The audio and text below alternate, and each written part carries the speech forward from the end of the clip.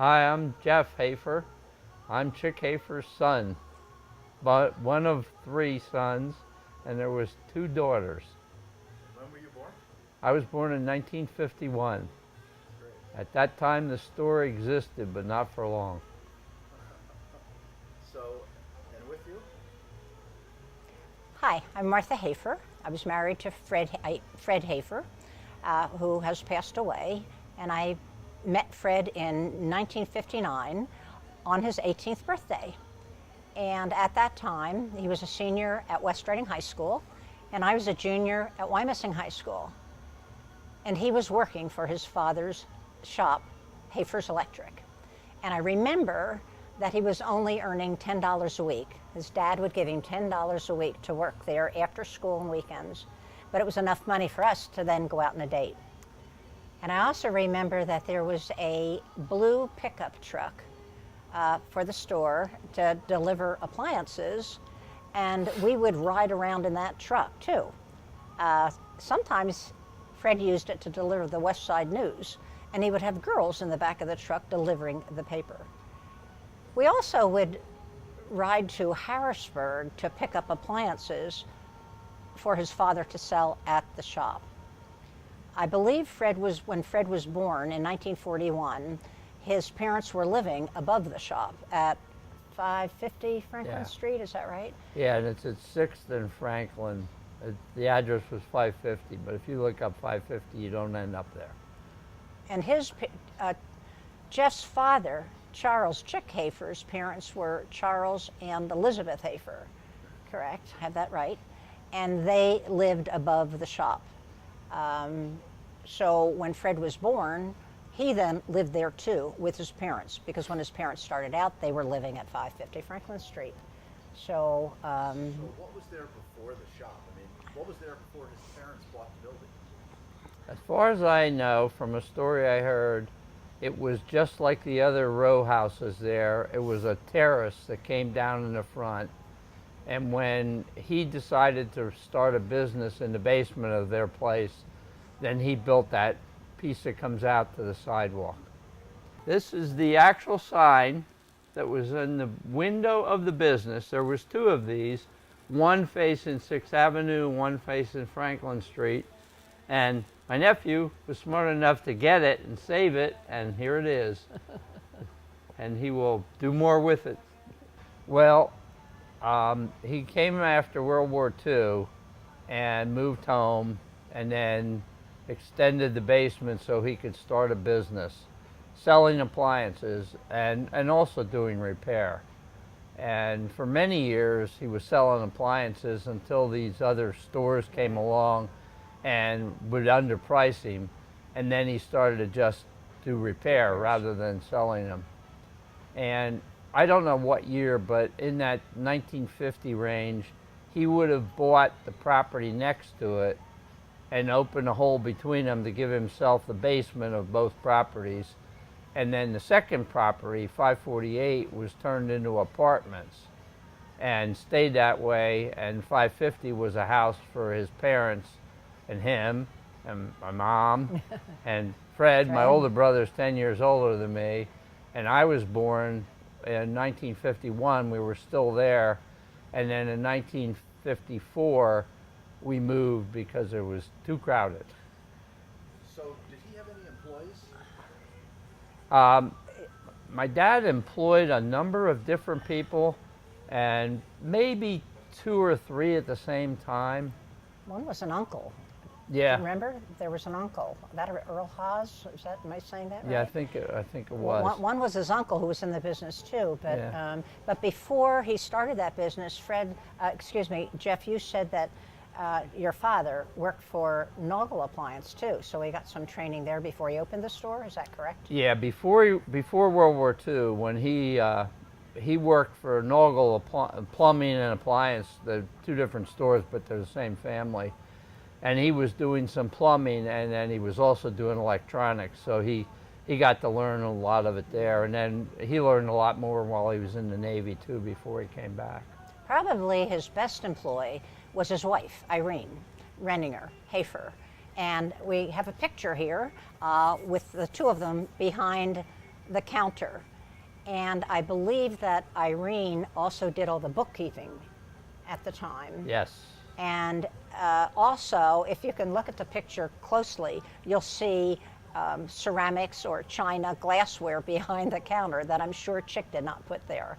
So I think she added a lot of class and color and art to the business. And when she left for having babies and moving to Spruce Street, I don't think Chick was as good at keeping the books, because a number of people have told me that he always did so much work gratis, that he would help people in the neighborhood who couldn't pay their bills, and he would do the work for free. So obviously he wasn't making a lot of money when he was doing all of that. And as Jeff said, the box stores started to really infringe on his business because he could no longer sell for what he needed to sell them for. They had undercut him. So how many years did he own the business? About. Like I said, he started the business in the late 40s, and I graduated from high school in 1968, graduated from college in 72. Somewhere in between that time frame, he got a job with Polymer Corporation, so he could no longer run the store full time. However, he was only doing repairs by that time, so his mother there was a bell on the door, and when somebody would come in the store, because she lived up above, she'd come down and either take an appliance from them they wanted to have repaired, or give them one that they were there to pick up. So he had it for about 20 years full time, and then after that he continued to do it part time with her basically managing the people coming and going for a couple years, and then he stopped altogether. What was the neighborhood like around there? I mean, the style of cars, were there other businesses? Across the street, there was Musser's Barber Shop, and then catty corner from it, I don't remember the name, but there was a little grocery store. But then it became a laundromat. Yes. Then it became a laundromat. And if you went down the street, there was a little bar Mooney's. in a basement I think it was called Mooney's. Yes, it was Mooney's. And then you went to the end of that block, you get to a store that was called Wirtz's, which is still there today. That's across the street, Fifth, and that's still there under another name. But it was definitely very middle class, blue collar. When my husband and I were married, about 2 years later, we actually bought a property 4 doors down. So we became very close to Fred's family and that store. And I then had my son, you, and you used to walk down to the store all the time and go to Grandma's. So and I think interesting too is the fact that both Fred and Jeff continued in the electric business. My husband obviously got his training there, and then went on to work for Med Ed and continue in his career with the electric industry, and Jeff is still at Med Ed. So the story goes on. I remember as a young kid exploring in the shop because it was just an empire of cool electronics and stuff that he never threw away. I just loved being there for hours and hours. You must have been like that as a kid too, right? Yeah, it was always interesting to find things in that place. In the back end, he had a big workbench which was full of electronic test equipment, so he could do the repairs. He did repair like kitchen appliances, but I think he was a lot more interested in the electronics. And there was some electronics there that's, very, very old in today's world. And then in the other side, he had metalworking tools, woodworking tools. There was always a project going on in addition to whatever he was doing to run the business that he was in. I came into the family in 1959 and spent a lot of time with the extended Hafer family, and especially with my in-laws. And, I'd kind of like to add how bright I believe Chick Hafer was. Not only did he run an electric store, but he was always dabbling in other things. He was always so interested in other things, and it was very obvious to me that he was a very bright man. Yes? Yeah. When the neighborhood, you were talking about the neighborhood being kind of close. I graduated from the high school in West Reading. The second to last year they had graduation. And our class has gotten, a number of us have gotten together several times. And we know at least one person on almost every street in West Reading. Mm-hmm. And that's typical of all the people living there. We know, we go on almost any street, and now we don't know them today, but if you go back to when everybody was growing up, you could walk that place and say, oh, I know the person who lives here, the person who lives there. It might not be somebody from our class. It could be somebody my dad was friends with or worked with. It could be any number of things. And there was a lot of small businesses, little grocery stores and things like that all over the town. Would they ever have people from the street like walk in, or kids to get a lollipop, or did they ever have holiday parties, or did they ever do anything with the community that you can remember? Boy, I don't know Not that with the they've shop. ever done anything at the shop that was like supporting the community, you know, in a way. However, some of the things, like I know he did some work for the fire company and things like that. So it was different than what people do today, because there weren't as many of these charitable organizations at that time. But there was other stuff going on where he would help out, particularly, and if he knew somebody. He also was on borough council for That's right. several years. So, West Reading? West Reading Borough Council. So he knew a lot more about what was going on. He was on there with Ed Kuhn, not the one we know now, but his father, and Bagenstos. And didn't your father have something to do with the playground next to West Reading School, that you, Yes. his grandson, then developed into a play.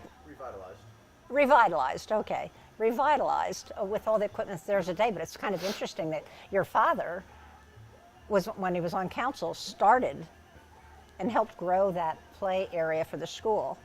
And how many years later, his grandson helps revitalize it. So it's still a small community. It's still, I think, pretty tight-knit, you know. Any misfortunes happen on the property that you can remember?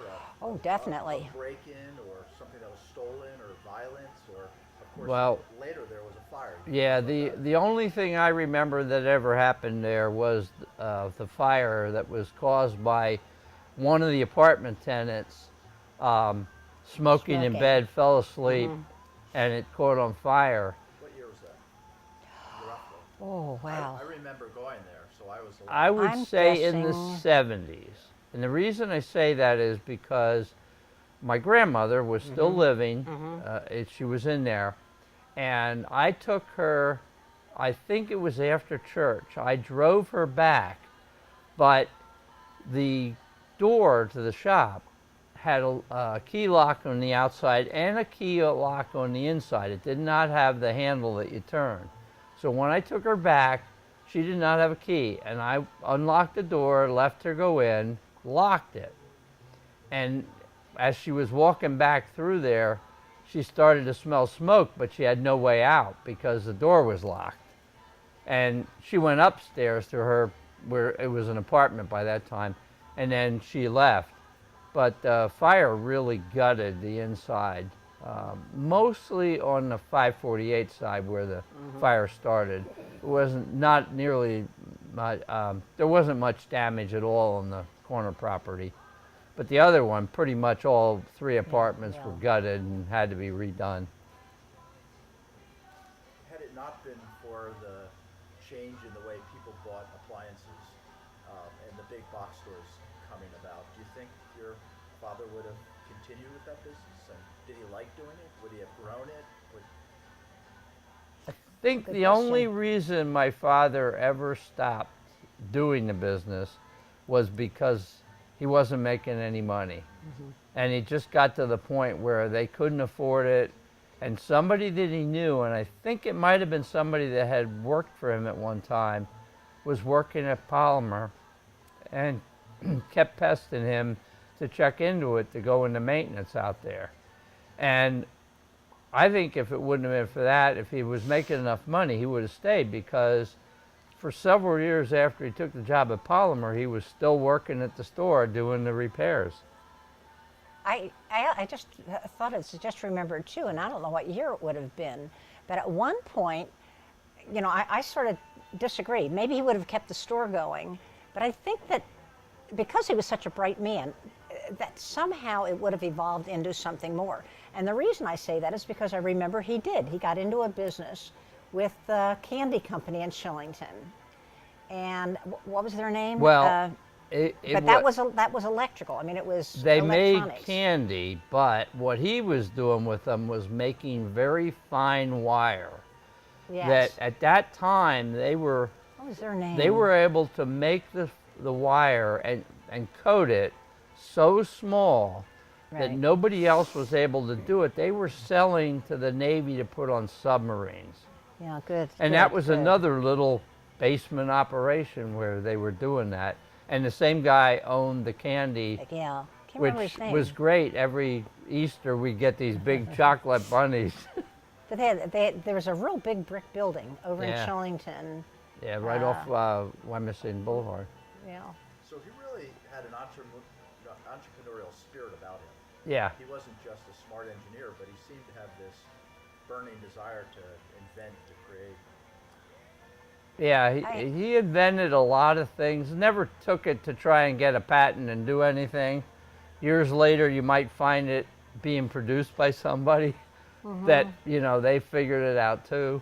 But he did come up with a lot of interesting things. And when I cleaned out his basement with my younger brother after he died, we got all kinds of stuff. We took everything and we split it up, and